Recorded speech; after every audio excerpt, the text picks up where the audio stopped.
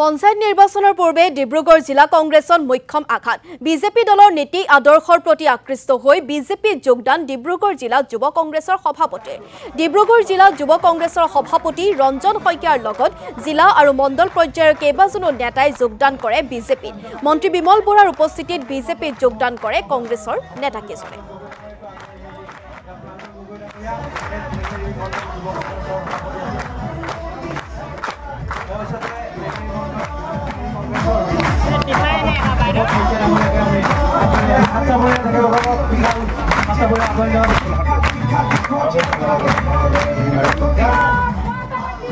কেইবাগৰাকীও কংগ্ৰেছ দলৰ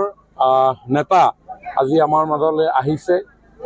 আমাৰ মোদী ডাঙৰীয়াৰ নেতৃত্বত সমগ্ৰ দেশৰ যি উন্নয়নৰ গতিধাৰা মাননীয় মুখ্যমন্ত্ৰী ডক্টৰ হিমন্ত বিশ্ব শৰ্মা ডাঙৰীয়াৰ নেতৃত্বত অসমখনে যি অগ্ৰগতিৰে আগবঢ়াৰ পৰিৱেশ বাতাবৰণ সৃষ্টি হৈছে তাৰ প্ৰতি আকৰ্ষিত হৈ সমাজৰ কাৰণে তেওঁলোকেও কাম কৰি আছিলে বহুত দিন এটা ৰাজনৈতিক দলত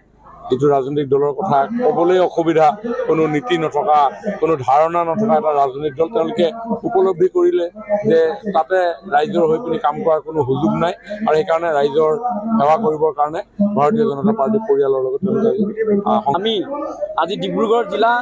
OBC চেয়াৰমেন আমাৰ নীতু চাংমাই ডাঙৰীয়া মই ডিব্ৰুগড় জিলা যুৱ কংগ্ৰেছৰ সভাপতি হিচাপে আৰু আমাৰ সতীৰ্থসকলে আজি আমি যোগদান কৰিছোঁ মই যেহেতু টিংখাং সমষ্টিৰ এজন ভোটাৰ বাসিন্দা মই ক'বই লাগিব